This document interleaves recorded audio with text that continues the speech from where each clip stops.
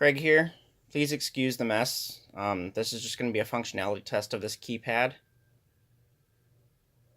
So this keypad here, well, it's actually not a keypad. It's a touchscreen, touchpad as they would call it.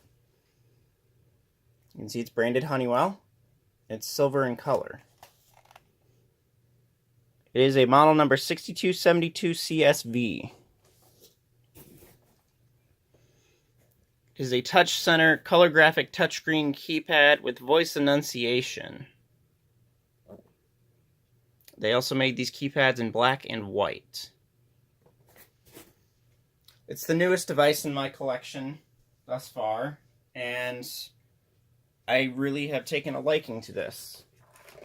Now, let's go ahead and compare it with its very older sister, the 6270. Now, the 6272 screen is a little bit bigger than 6270, and also the 6272 doesn't have these little buttons, and the LEDs are on the right side here, and the speaker is not on the front, it's on the back. Obviously another big difference between the two is that my 6270 is just a regular black and white keypad, and the 6272 CSV is color. And this does voice as well. So, anyway, let's go ahead and walk you through some of the things that you can do with this keypad here. I'll move my tripod so I can sit down here. So, biggest thing here is that you have obviously the three icons here for lighting, security, and message recording. Let's see if I can focus in on that there a little bit.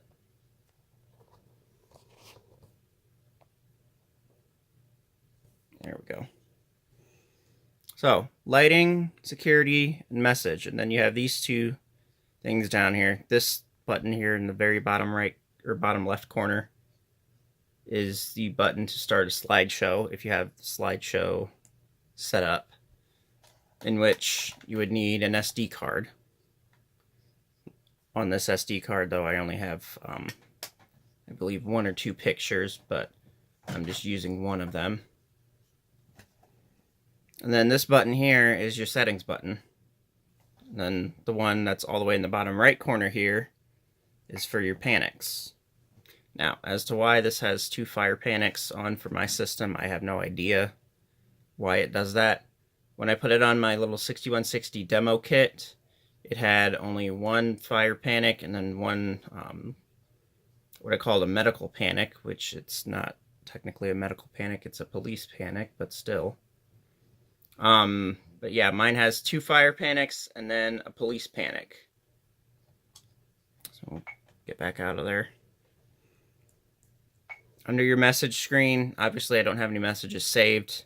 If I did, this little yellow message light would be flashing if any of them were unread.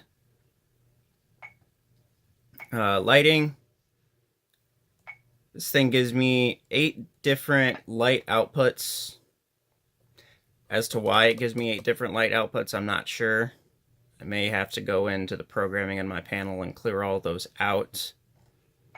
Unfortunately, unlike the 6270 keypad, with this,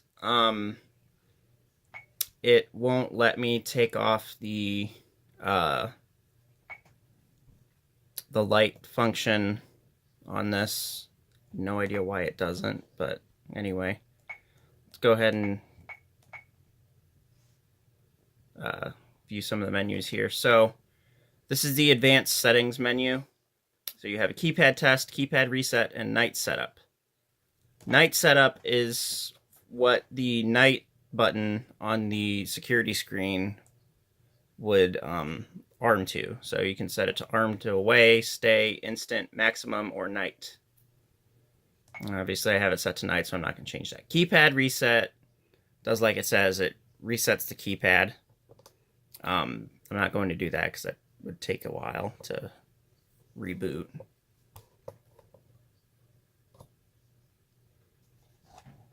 Keypad tests, just like with the 6270, it gives you these little test modes for the keypad itself. So you can do an LCD display test here, which obviously, because this is a color keypad, it'll give you the different colors to test. So is this green? Yes.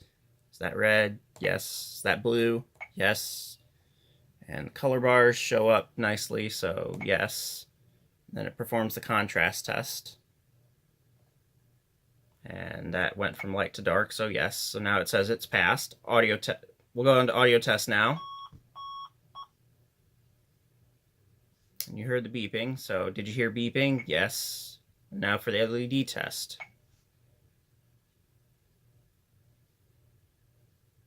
Obviously you saw the chasing LED pattern, so we'll tap yes on that, and it passed all three. It's a good thing. CS setup here, we'll go into that. This basically gives you settings to either configure some things in the panel or the things on the keypad. So it says I have a total of 26 resets in the system, and then this has been running so far for a little over 26 minutes. ECP address, that's the address of the touchpad. So it says 1, because this is touchpad number 1. It does not say 16 for keypad number 16, because this is not a keypad. It says ECP address of 1. Your options here. Oh, well, there's your option right there. You can take out the lighting, so you don't have the lighting option. And then this EN50131 display, what this would do is turn off these LEDs until a user code's entered, and it would basically lock out the screen as well. Operation modes, normal mode, obviously this is normal mode. Safe mode would occur if keypad is having problems communicating to the panel. And then demo mode, obviously if this was a part of a demo kit, you would put this in demo mode and it would only let you do like certain things. Screen security here, that basically, I don't really have a use for that, but it tells you like what commands on the system have what permission authority. Then device events basically tells you everything that's happened with the panel, or what, not with the panel, with the keypad. Let me get the little screwdriver out here, and I'll use the back of it as a stylus. So you can run through all of the device events. Obviously you can see a little bit of a jump here between like 823 and then that, and then 8.1. Oh, it says 8.1. That needs to be changed. And I'll show you how to change that here in a bit. Code authority. Basically you enter in a user code. So I'll enter in my user code, and it tells me that I'm the master of all three of these partitions. The user is undefined because we haven't defined it on this touchpad itself. So we'll do that again. We'll do it with the installer code. And it says installer. And then you get this that pops up as well saying, oh, hey, telco fault. The maximum number of attempts have been exceeded to try and communicate to a central station. That you don't have to care about. But yeah, we got all that.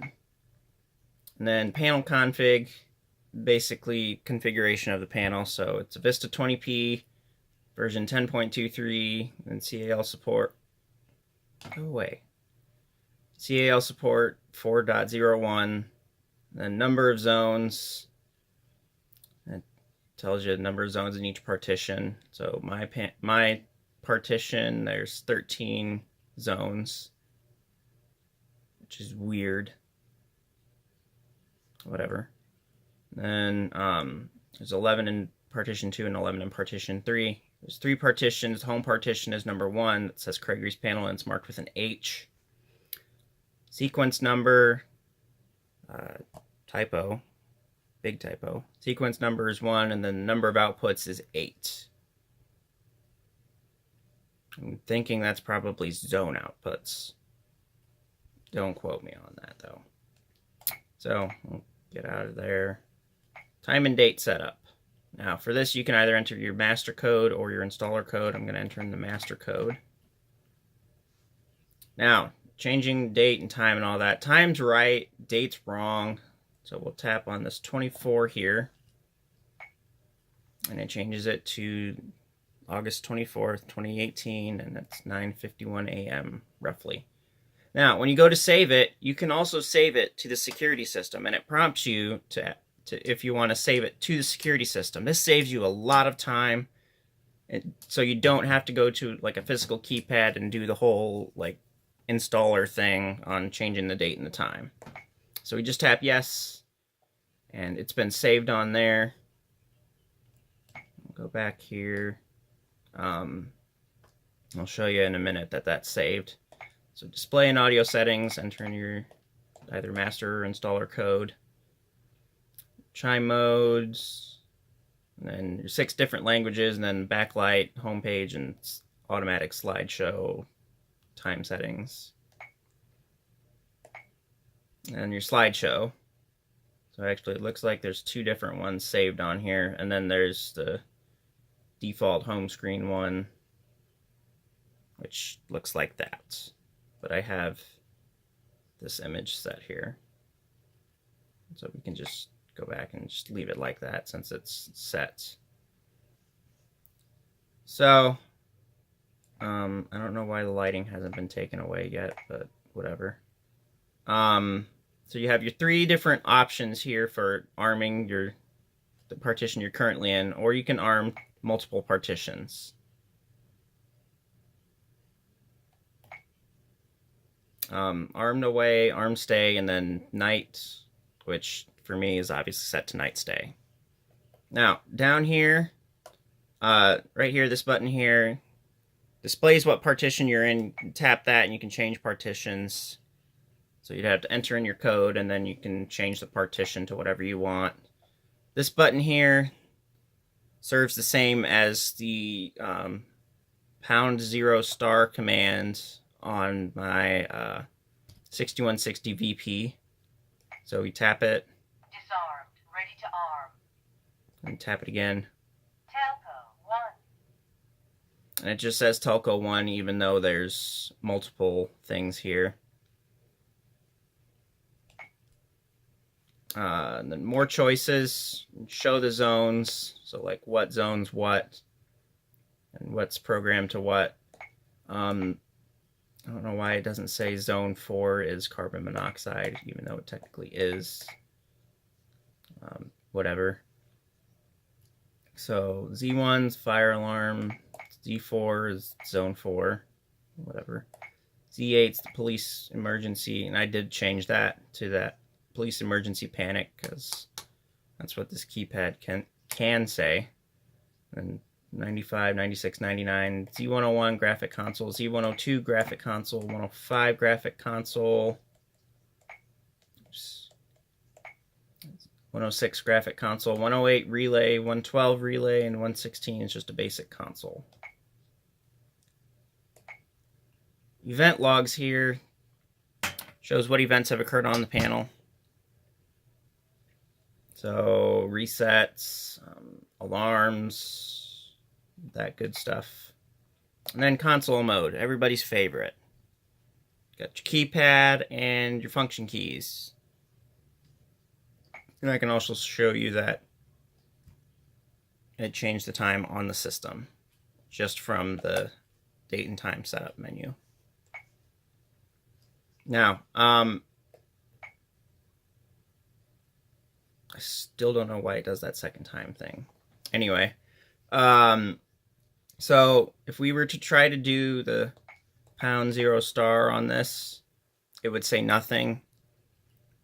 That kind of bugs me that it does that, but whatever.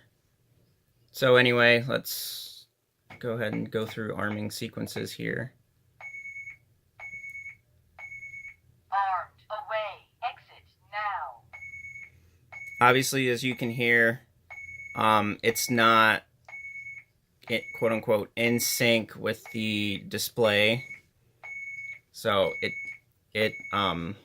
once you arm it to something, it just says arm to whatever, and then you can disarm it from here as well by entering your code. Disarmed. Ready to arm.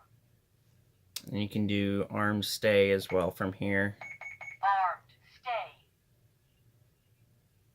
Obviously, you can see up here this changes to whatever you're arming to. Disarmed. Ready to arm. Knights. Stay. I'll give it a little bit to change. It should change. There it goes. And it also tells you the time remaining before the system is fully armed to whatever mode you want. Disarmed. Ready to arm.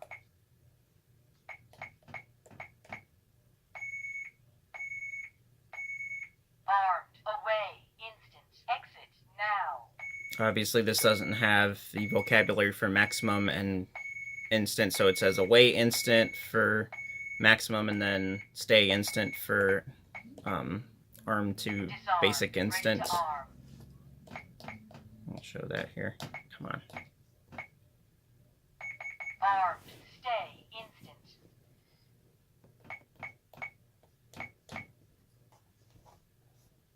Disarmed. Ready to arm. Alright, enough of that. Let's go ahead and start some zones here. First fire zone.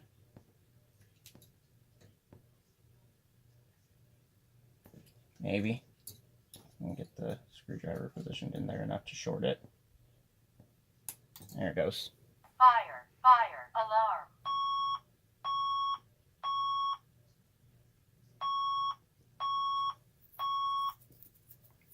Fire. Fire. Alarm. Now, obviously, as you can tell, this keypad is not very loud, even in alarm. I personally don't like that very much, but whatever.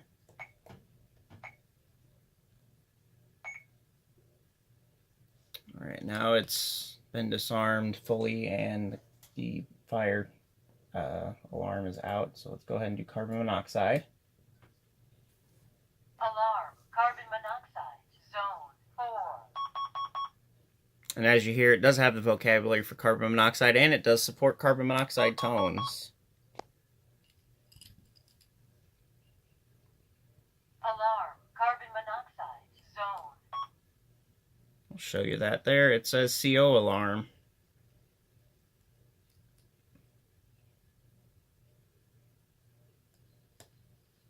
Tap and silence that.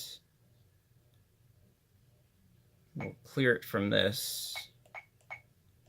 So enter my code, and that clears the, well, it clears the CO alarm, but it doesn't actually truly clear it. Now it's truly cleared. And then obviously, Fault. Police. Emergency. Panic. okay, so we'll arm it to away here. Or I should say arm to away. Exit now. Since I don't have a perimeter contact configured on the system, it'll just arm to stay after it goes through the arm away sequence. Now I have timed it out. I do have this set to, I believe, 45 seconds for exit delay.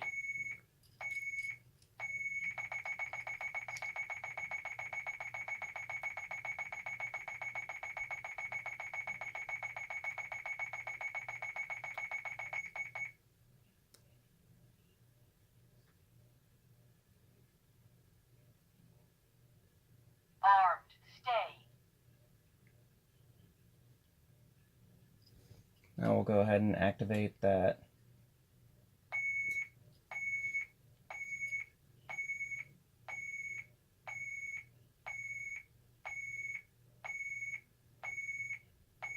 Disarm system now.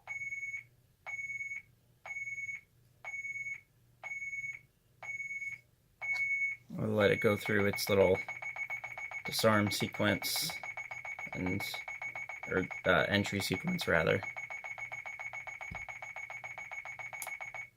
Alarm. Police. Emergency. Panic. Alarm. Police. Emergency. Panic. Alarm. Police.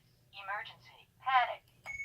Now you can see it also, when you have an alarm in the system, it shows the alarm zone, and then it'll say police emergency, panic, or whatever alpha descriptor you have set to that zone. Alarm. Police. Disarmed. Not ready to arm. Now it said disarm, not ready to arm, and a control panel message came up. It said alarm canceled. We can clear that, enter in our code. Now, odd thing about this is that it doesn't actually clear it. Why it doesn't do that is beyond me, but let's go ahead and clear that actual alarm. Disarmed. Ready to arm. And now we're disarmed and ready to arm, and that comes back again. So we'll clear that again. And now everything should be back to normal. And obviously we still have our mysterious little bell failure and the telco fault.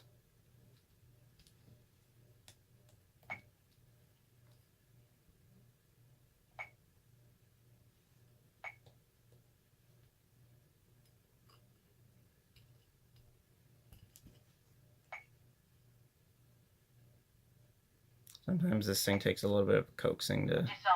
Ready to arm. There it goes. Oops. Telco 1. Now, it doesn't state the bell failure. Don't know why it doesn't do that. And it doesn't say max attempts exceeded for Telco 1. It just says Telco 1. But, yeah. If we wanted to try to clear the troubles, we can enter in our user code here. But it doesn't actually clear them out because they still exist. Especially that really annoying bell failure. So anyway, that is the Honeywell 6272 CSV demonstration. Rate, comment, like, subscribe. You know the drill. And I'll see you guys later.